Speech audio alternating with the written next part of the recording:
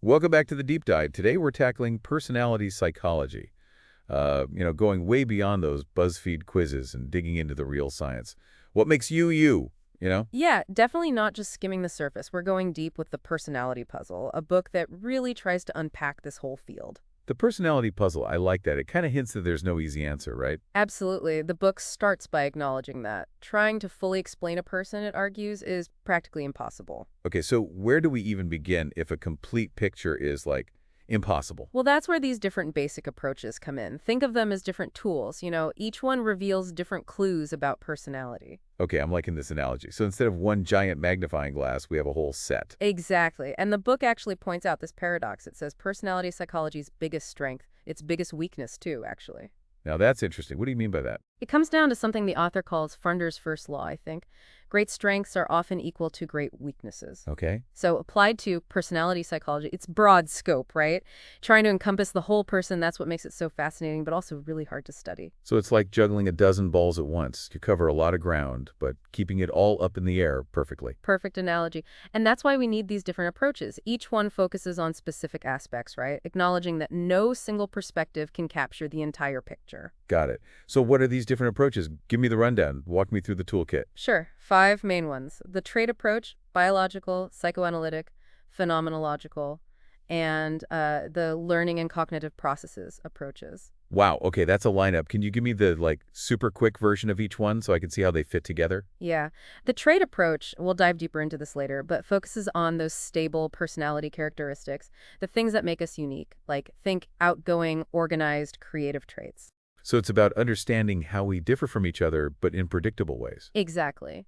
Then there's the biological approach, which looks at, well, how our genes, brain structure, and even evolution shape our personality. Okay, so this is like looking at the hardware, the foundation our personality is built on. Precisely.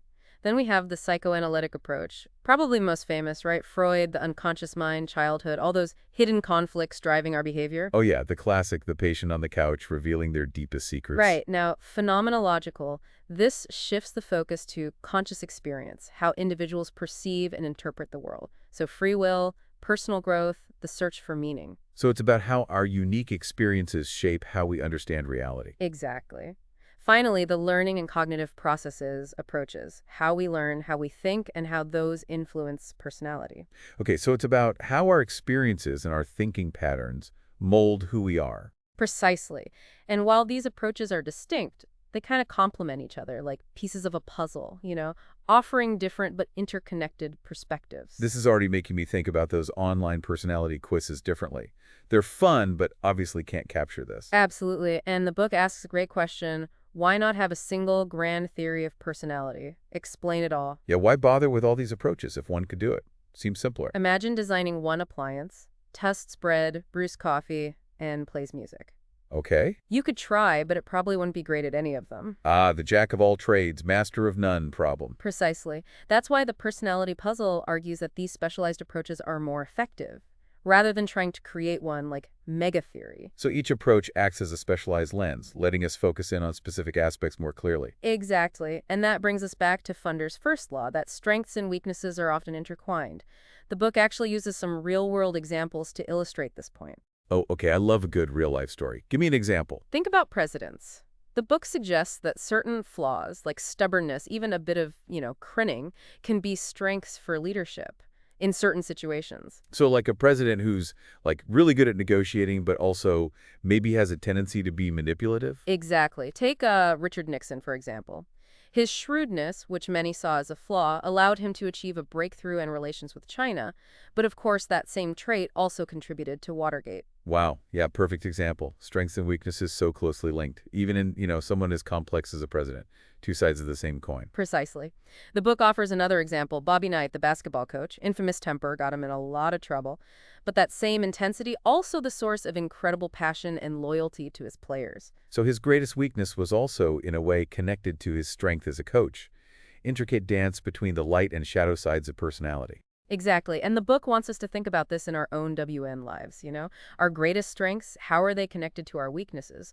Would we even want to lose all our weaknesses if it meant sacrificing some of our strengths? Interesting question to think about. Makes you think about how we judge ourselves and others.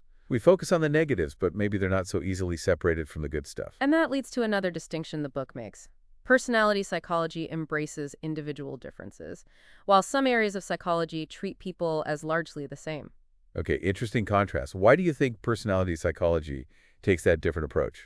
Well, it recognizes that what makes us unique is what makes us interesting, right? It's a more humanistic approach, I think, celebrating each person's distinctiveness, not trying to fit everyone into a neat box. Like appreciating the unique beauty of each snowflake instead of just seeing a blanket of white. A beautiful analogy. And this focus on what makes us different, that's what makes personality so compelling to study, understanding the full tapestry of human nature in all its complexity. So where does the book go from here? How does it actually unpack all this? Well, the personality puzzle has a structured approach, which I appreciate. Starts by introducing these 5 approaches, then delves deeper into each one, key theories, research, even case studies. Like a guided tour through different landscapes of personality. Exactly. Then it goes even further, exploring how these apply in the real world, like personality disorders, relationships, even the link between personality and physical health. I'm already rethinking how I view myself and others, seeing everyday interactions, even like global news stories, through a new lens, thinking about the personalities involved. That's the power of understanding personality psychology. Gives you a framework for deciphering human behavior, appreciating the commonalities and the unique quirks that make each person who they are. Okay, I'm definitely hooked. Let's dive into the first approach, the trait approach. What are the key concepts we should understand? Sure, the trait approach is all about those stable personality characteristics that, differentiate us. It's like mapping the personality landscape, pinpointing the peaks and valleys that make each person unique. So like trying to identify the ingredients that make up each person's unique flavor. Exactly. And one of the most influential models is the Big Five. Identifies 5 broad dimensions of personality that have been shown to be consistent across cultures and over time. I've definitely heard of the big five. Can you remind me what those dimensions Of are? course, openness to experience, conscientiousness, extroversion, agreeableness, and neuroticism. Okay, starting to see how this could be useful. It's like having categories for describing personality. Precisely. And the book, it goes into each of these dimensions, exploring their subtraits, how they show up in everyday life. For example, someone high in openness to experience might be curious, imaginative, unconventional, while someone low in openness might be more traditional, preferring routine. Okay, so it's like a spectrum for each trait. Everyone falls somewhere along it. Exactly. And the fascinating thing is, research has shown these traits actually predict real-world outcomes. Like what kind of outcomes? Give me an example. Well, conscientiousness, for instance, it's a strong predictor of job performance. High conscientiousness, they tend to be organized, reliable, hardworking, qualities employers value. Okay, that makes sense. So knowing someone's level of conscientiousness, you could get insights into their work ethic. Exactly. And another interesting finding is that extroversion, that tendency to be outgoing, sociable, it's linked to happiness. Extroverts, larger social networks, engage in more social activities, which contributes to their well-being. So it's not just about being the life of the party, but extroversion can have a positive impact on happiness and well-being overall. Precisely.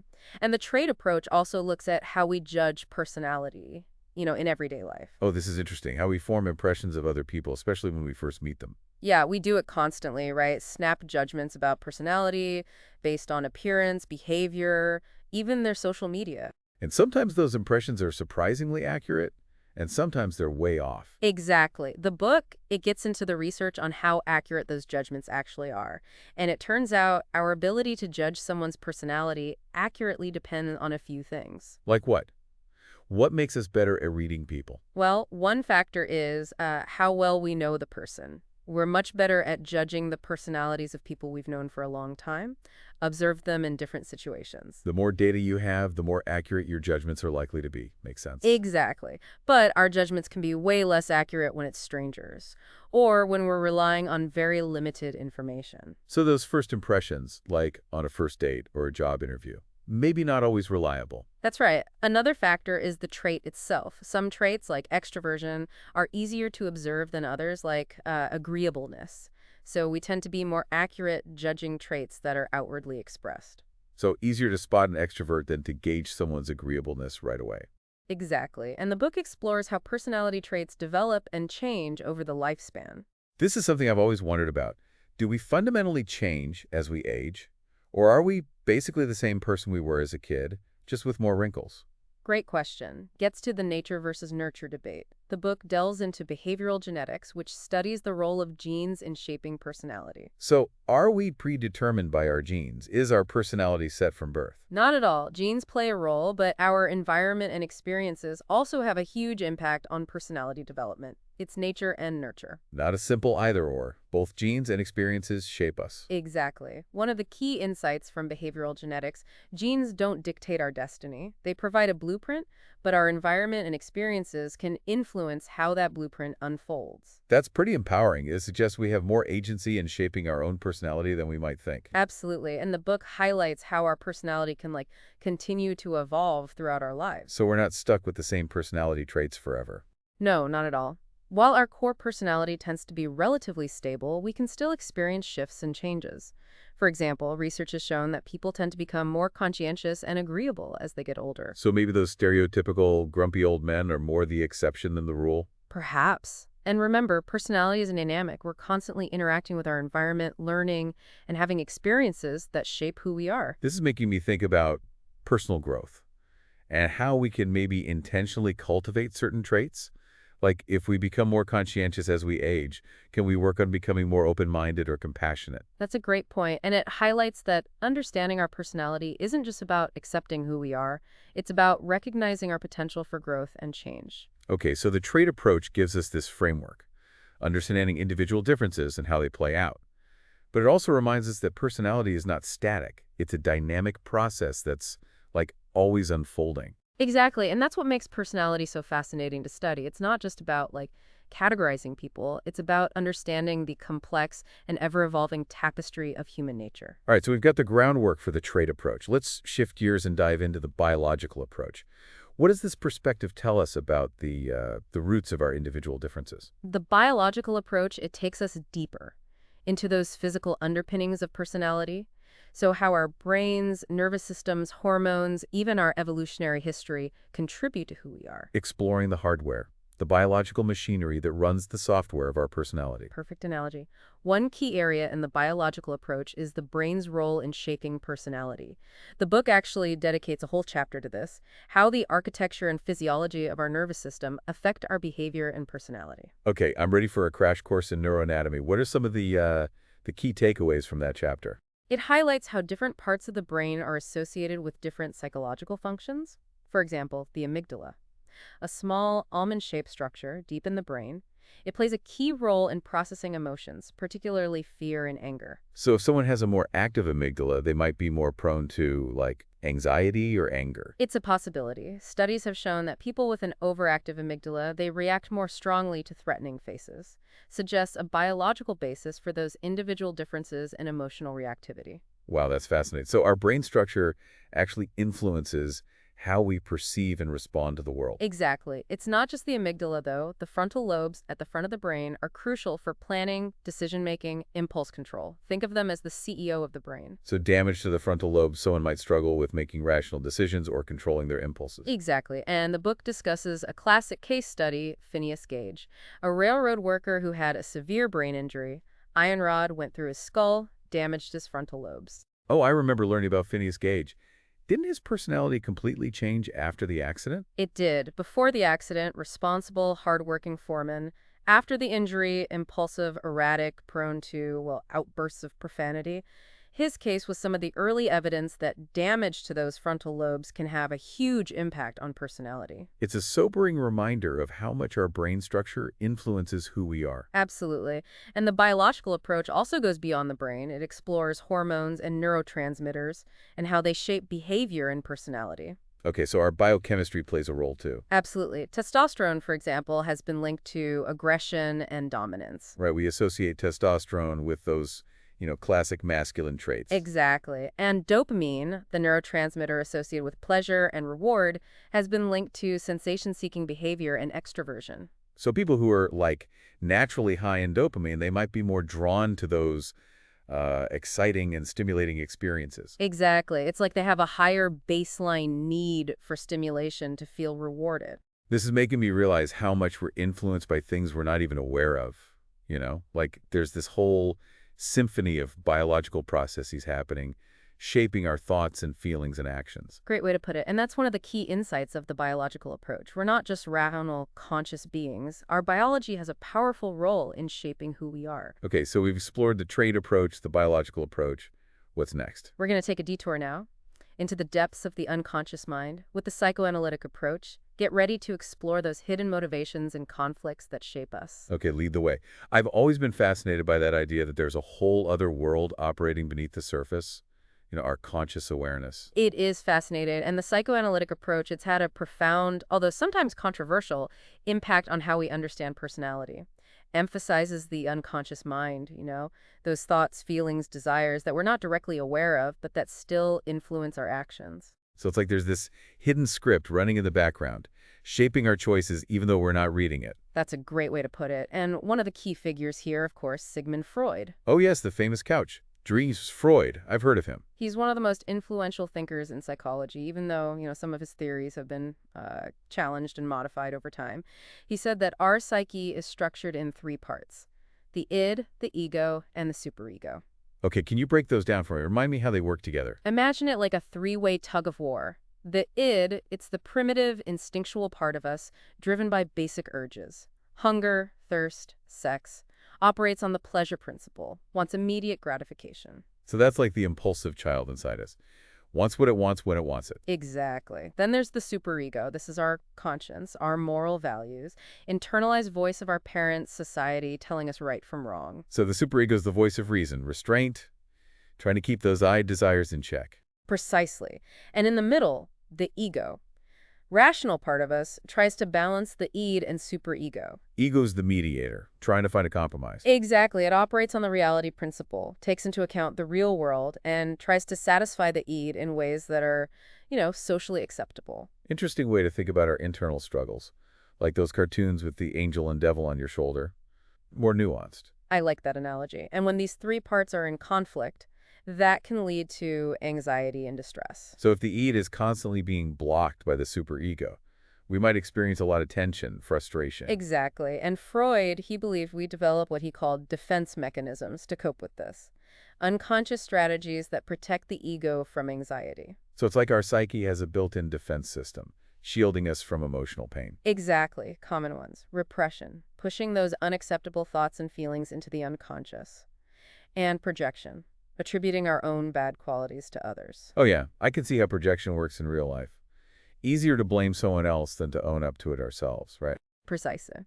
Psychoanalytic approach also emphasizes those early childhood experiences, shaping our personality. Freud believed those early relationships, especially with our parents, they leave a lasting impact on our psyche.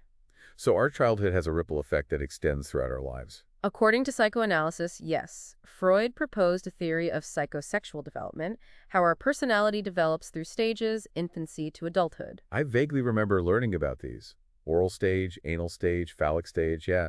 They were pretty shocking back then. They certainly were, and while some of Freud's ideas, they've been modified, rejected even, by modern psychology, his work, it had a huge impact. It opened up this whole realm of the unconscious mind, highlighted those early experiences and how they shape us. It's like he gave us a whole new language for understanding the mind. Even if not all his theories hold up, his influence is undeniable. Absolutely, and while they may be controversial, they still spark debate and research. So the psychoanalytic approach, it offers this rich view of the unconscious forces at play. Let's explore a different perspective now. One focuses on the conscious experience, the search for meaning. Tell me about the phenomenological approach. Sure. The phenomenological approach, it shifts the focus from the unconscious to the conscious, emphasizes subjective perceptions, free will, search for meaning in life, understanding how individuals experience and make sense of the world around them. So it's about seeing the world through their eyes, their perspective, not trying to interpret through unconscious motives. Exactly. Appreciating the richness and complexity of that individual experience, recognizing that we each construct our own reality based on our perceptions. Powerful idea. It reminds us that everyone experiences the world differently. What's positive for one person could be negative for someone else. Precisely. The phenomenological approach is closely aligned with humanistic psychology. This emphasizes the good in human beings, their potential for growth and self-actualization. The idea that we're all striving to be our best selves. Exactly. Personal growth, self-acceptance, meaning and purpose in life, what it means to be fully human, living authentically, according to our values. So a more optimistic view compared to, say, psychoanalysis, which focuses on those conflicts, defense mechanisms. You could say that. Psychoanalysis explores the darker side. Humanistic psychology focuses on our capacity for growth, creativity, self-discovery. I like that contrast, exploring the full spectrum, from the shadows of the unconscious to the light of self-actualization. Exactly.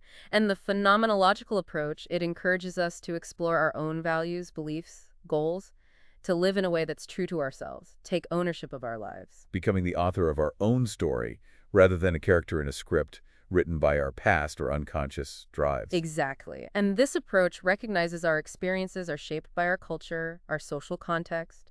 What's considered normal or desirable in one culture might be very different in another. So how we understand ourselves, the world, it's influenced by our culture, the lens we see things through. Absolutely. And the book actually goes into cross-cultural personality research, how personality and worldviews vary. This is fascinating to me. What are some of the key insights from that research? Well, one is that cultures differ in how they emphasize individualism versus collectivism.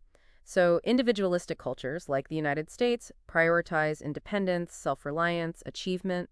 Collectivistic cultures, like many in Asia, emphasize interdependence, group harmony, social responsibility. So our cultural background shapes our values, our sense of self, even how we define success. Precisely. And these cultural differences, they can influence how personality traits are expressed, how they're perceived. For example, extroversion, highly valued in Western cultures, might be seen as less desirable in cultures that emphasize humility and restraint. So even personality is not immune to those cultural influences. It's like we're all wearing cultural glasses, They color how we see ourselves in the world. That's a great analogy. And the phenomenological approach wants us to step outside our own bubble. Try to see the world through different lenses. Recognize the diversity of human experience. Appreciate those different ways of being in the world. Makes you realize how much we take for granted, our own cultural assumptions. Easy to think our way is the only way. But there are many different ways of being, each with its own unique values and perspectives. I agree. And the phenomenological approach, it encourages us to embrace that diversity, to be open to those different ways of understanding ourselves in the world. All right, we've explored 4 of the 5 approaches now. What's the final piece of the puzzle? Tell me about the learning and cognitive processes approaches. These approaches, they focus on how our thoughts, feelings, and behaviors all work together, how our experiences shape us, how our cognitive processes, they influence how we see and interact with the world. So understanding how we learn, how we think, and how those things shape who we are. Precisely. They emphasize the role of learning and shaping personality. We learn through our interactions with the environment, through rewards and punishments, and through observing others. So we're constantly being shaped, even when we're not aware of it. That's key. They highlight the plasticity of the human mind, our capacity for change and adaptation. That's encouraging. We're not stuck with the personality we're born with. We can evolve and grow throughout our lives. Exactly. These approaches also explore how our cognitive processes, our thoughts, beliefs, expectations, how those influence our behavior, shape our personality. So our thoughts create our reality. In a way, yes. Our thoughts, our beliefs, they impact our emotions, behavior, and ultimately, our personality. It suggests we have more control over our personality than we might think. That's a key takeaway from these approaches. They emphasize our agency, our ability to, shape our own destiny. It's not just our genes or our environment, it's our thoughts and beliefs too. Absolutely. And they explore social learning, how we learn by observing, imitating others. Right, the power of role models and social influence. Exactly. We learn through direct experience and by watching others, observing the consequences of their actions. That's why it's so important to surround ourselves with positive influences. It is. And these approaches, they also get into how thoughts, emotions, and behaviors all work together. So it's not just learning or thinking in isolation, it's how they work together, influencing each other. Precisely. It's a dynamic and interconnected system. This is giving me a whole new level of appreciation for the complexity of personality. It's not a simple concept. It's this web of biological factors, past experiences, thoughts, feelings, social influences, all woven together. I couldn't agree more. And the learning and cognitive processes approaches, they offer those valuable insights, how we develop, change, and adapt throughout our lives. This whole deep dive, it's been eye-opening. So much goes into shaping who we are, our biology, experiences, thoughts, feelings, and even our cultural context. It's been a pleasure diving into this with you. Personality is not a simple concept. It's a complex and multifaceted phenomenon that continues to, fascinate and challenge us. The personality puzzle has certainly lived up to its name. Given us a glimpse into the workings of the human psyche, highlighted the different lenses we can use to understand ourselves and each other. Absolutely. And the beauty of personality psychology, it's a lifelong journey of discovery. There's always more to learn, more to explore, more to understand about this complexities of human nature. Well, we're going to take a quick break, but don't go anywhere. When we come back, we'll be diving even deeper into the world of personality psychology, exploring the real-world applications of these different approaches, tackling some of the more challenging aspects of this field, like personality disorders and that link between personality and physical health. Stay tuned. It's amazing, how understanding these different approaches, they can shed light on so many things, like human behavior from everyday stuff to like global politics even. Absolutely, yeah. It's like having new tools, right, to figure out the world around us. Speaking of real-world stuff, I'm curious about how this knowledge can help us in our relationships. That's a great point. Relationships are like the heart of human experience. And understanding personality, incredibly valuable for those connections, making them stronger. So how does it actually help us in our relationships? Give me some, like, practical tips. Well, it starts with understanding ourselves, right? Knowing our own personality traits, strengths, weaknesses, that helps us choose partners who complement us. So it's not just finding someone you're attracted to or who shares your interests. It's about personality compatibility, someone who brings out the best in you. Exactly. Say you're someone who thrives on social interaction, new experiences. You might clash with a partner who's more introverted, prefers quiet nights at home. Yeah, that makes sense. It's like trying to fit two puzzle pieces that don't match. You can force it, but the picture won't look right. Perfect analogy. Understanding personality can also help with those conflicts, navigating them better. Oh, this is key. Every couple argues, right? But knowing your partner's personality, can that help avoid those blow-ups? Absolutely. If you know your partner tends to withdraw, avoid confrontation when stressed, you can approach those tough conversations more carefully, give them space. So helpful. Instead of taking it personally, you understand it's their personality style, right? Adjust your communication, meeting them where they are. Exactly. Understanding their needs, adapting your approach, creates a more harmonious dynamic. The book also talks about personality in business settings, which I know a lot of people are interested in. For sure. I'm always fascinated by those workplace dynamics, like a whole social ecosystem, right? It really is. One area is hiring. Lots of companies now use those personality assessments, try to find candidates who are a good fit. So finding people whose personality matches the job demands. Exactly. Certain traits like conscientiousness, agreeableness have been shown to predict how well someone will do in a job. Yeah, makes sense. Conscientious people are more reliable, hardworking. Agreeable people, they're team players, build relationships. Precisely. Understanding personality also helps managers lead their teams better. Knowing those strengths and weaknesses, delegating tasks, creating a good environment. Putting the right people in the right roles, so to speak, a team that functions well. Exactly. The book also touches on personality disorders. Sensitive topic, but understanding the basics, can help us see when someone needs help. Definitely, we're not talking about everyday quirks, right? Personality disorders are more serious, thinking, feeling, behaving, causing distress and impairment. Exactly. The personality puzzle gives a really clear overview. Different types like borderline personality disorder, narcissistic personality disorder, antisocial personality disorder. Yeah, some of the more well-known ones. Often see them in movies, TV shows. But what are they really? What makes them different from just having some traits? Great question. Key distinction, personality disorders, those patterns are inflexible, pervasive, cause problems in social, occupational, or other areas. Functioning. So it's not just being a little narcissistic, a little impulsive. It's when it's so extreme, so rigid, that it gets in the way of life. Exactly. And these patterns often emerge in adolescence, early adulthood, and they tend to be stable over time. What causes them? Genetics, childhood, both. Complex question, no easy answer. The book says it's likely a combination. Genetics, early childhood experiences, environment. Like a perfect storm, vulnerabilities and stressors. Exactly. It's important to remember it's not just about having the traits, it's how they show up in extreme, inflexible ways, causing problems. That's an important distinction, not about labeling people, judging them. It's recognizing when those patterns are causing issues, seeking help. Absolutely. The book goes into the challenges of diagnosing and treating personality disorders too, a whole other topic. But just having a basic understanding can be really helpful. Recognizing when support is needed. Okay, so we've seen how personality can help us in relationships, the workplace, even touched on those personality disorders. What other real-world applications does the personality puzzle talk about? Well, one of the most fascinating, it's the link between personality and physical health. Our personality can actually influence our health outcomes. Really? Had no idea. Tell me more. Research has shown certain personality traits are linked with a higher risk of certain health problems. For example, people high in neuroticism, the tendency to experience anxiety, worry, higher risk of heart disease, stroke. Makes sense. Constant stress, anxiety, it takes a toll. Exactly. The book also explores how personality influences our health behaviors. Conscientious people, for instance, they tend to have healthier habits.